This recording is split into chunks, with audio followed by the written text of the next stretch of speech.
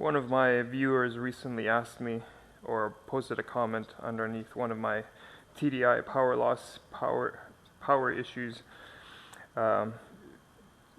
question about turbos and how they worked, and I'm not really the most intelligent or perfect source to go to in terms of turbo operation and explanation to its fullest. You may want to go to one of those engineering channels.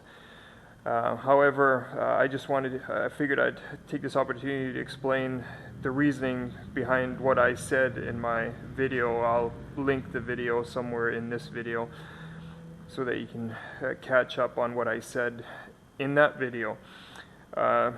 We see a lot of TDIs that have power issues due to the variable geometry turbo, which these are variable geometry, meaning there's a dash pot here. There is no real wastegate as opposed to gasoline engines with turbos that we're used to. They do have a compressor wheel, a turbine wheel. The turbine wheel gets spun by the exhaust, which spins the compressor wheel, which sucks in more air and forces the air into the engine. On these variable geometry turbos, and because of the fact that the diesels do not have a throttle plate that throttles or restricts airflow, so that at idle you have no flow basically, or little flow, and then as you go to wide open throttle you have this huge amount of air flowing that then goes through the cylinder and spins the exhaust on a gasoline engine. On the variable geometry turbos for the diesels, in order to get around turbo lag and to provide more efficiency, quicker spool, what they decided to do was they put fins in around the turbine wheel, and at idle, they supply vacuum to this vacuum pod. Of course, I need to set it to vacuum, not pressure. You can see this rod moving. I'm just going to let go of the vacuum again, and now it extends. So during idling, this rod is pulled down, which causes the fins to get narrow. There's a passage that the exhaust has to pass through, but at this position that passage is narrow, so a given amount of air has to go through a smaller passage, which causes that airflow or exhaust to speed up. The same amount of volume has to go through a narrow spot, so the only way to do it is it has to speed up. That speed of exhaust flow causes the turbine to spin quicker, causes the compressor to spin quicker, and you get quick boost or faster boost. As the boost climbs and gets to a maximum, what the computer then does is it decreases the duty cycle to this vacuum pod, which causes this rod to open.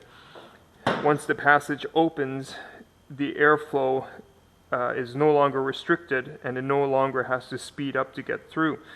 With a bigger passage, the turbine wheel slows down, boost comes down due to the slower speed. What I mentioned in my video was due to the intake restricting. The intake manifold is usually about this big, it's all carboned up, there's less airflow going in, which decreases the overall volume coming out of the exhaust. So that's why there's the lack of power, even though the computer has commanded the rod to come down, narrowing the vanes, which causes the exhaust to speed up because it has to go through a smaller passage. Even that didn't help build boost or the power.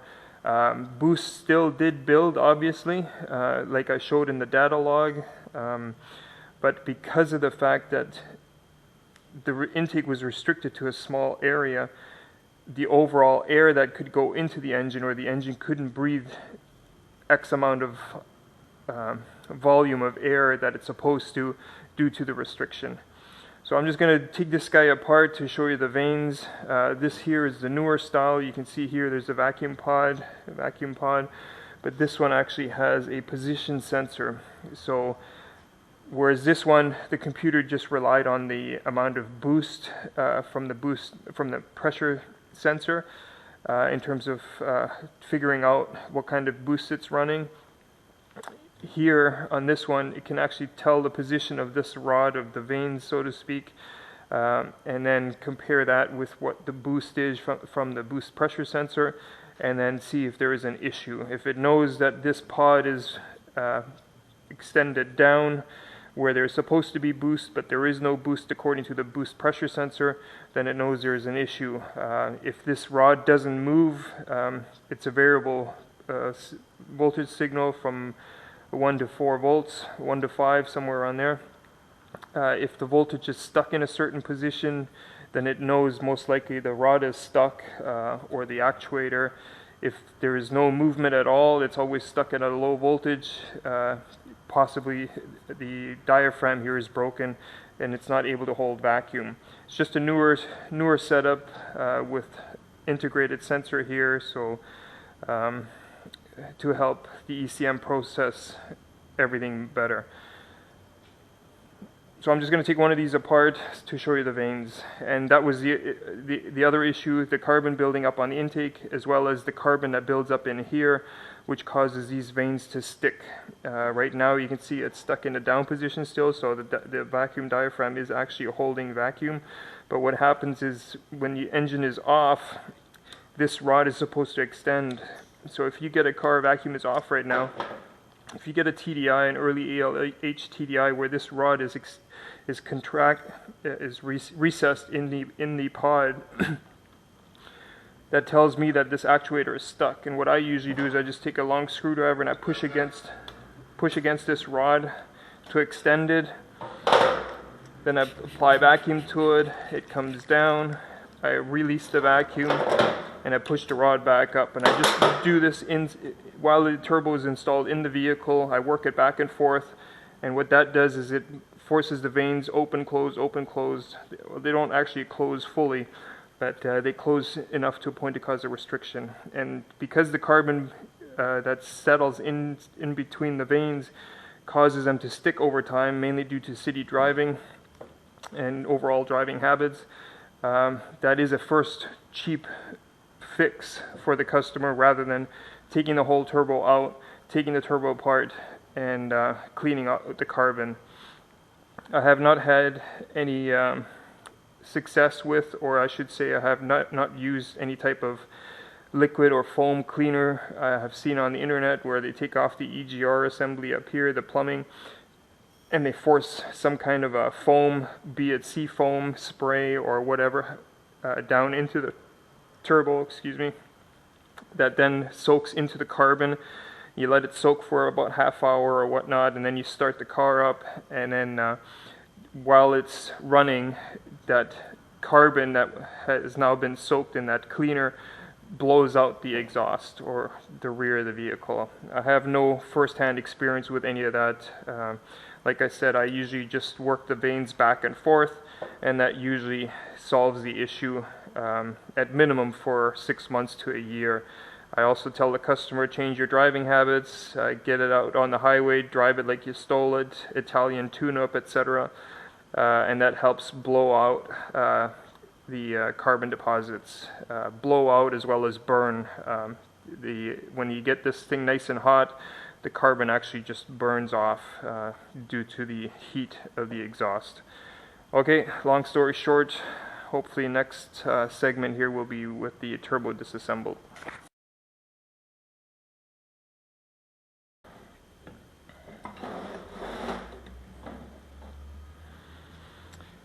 Okay, so here are the two halves. You can see the compressor, the turbine wheel is quite small, and you can see quite the angle here. Most of the thinking is the bigger the turbine wheel and compressor, the more power. Obviously, that holds true for big displacement engines, but when you have a TDI of small displacement, you really don't need that big of a turbine wheel to feed the engine with lots of air. So here you can see the pod, how it's attached to this little hinge and this little hinge, and actually just to not get sidetracked here, you can see some of this carbon that's building up on here. And again, that's normal. It just depends on driving habits. More city driving, slower RPM driving in traffic, stop and go, causes all that carbon to build up. And over here you can see where this little nub here meshes in, and what it does, it just moves this ring or plate, which causes the vanes in there to move. I'm just going to get a torque screw and we can take that apart and you can have a look.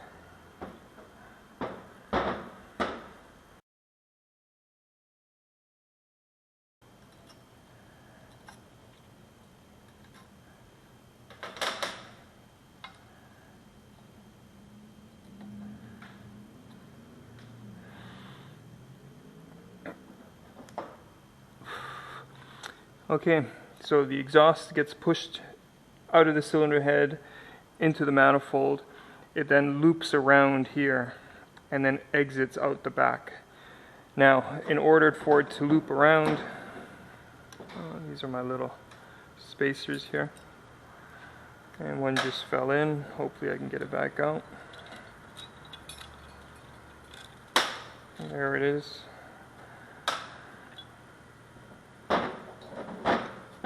So the exhaust comes down, loops around, and it has to go past these vanes. Let's just see if we can get this guy back in.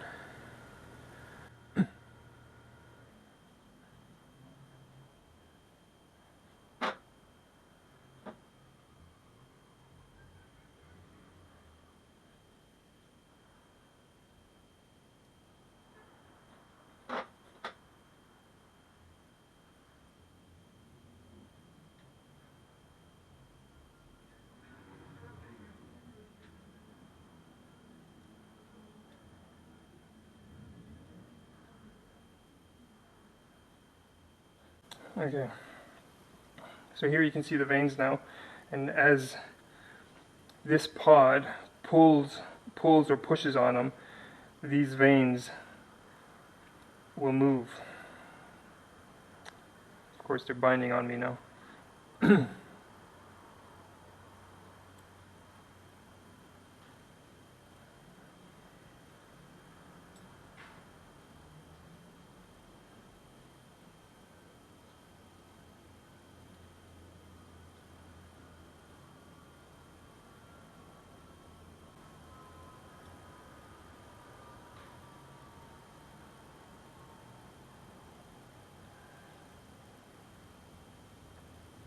Let's try this again.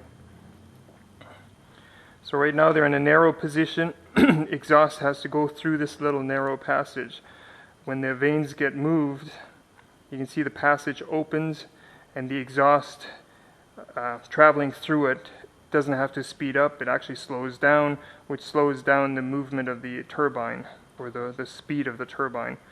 When the actuator is moved again to the other position, it's binding up too much. The vane passage narrows, and the speed of the exhaust increases. So this is the movement of the vanes. I'll link a video to an animation which shows it a lot clearer, and it makes a lot more sense. But basically, like I said, what I'm doing is when I'm freeing up the turbo rod here by working it back and forth, I'm just moving these vanes that are sticking due to carbon buildup. And once free, the turbo is able to spool as it's supposed to. If it's stuck in the down position, you'll get an overboost code. Power loss, once the computer can no longer control boost via the rod, it cuts fuel, and that's when you notice the power loss.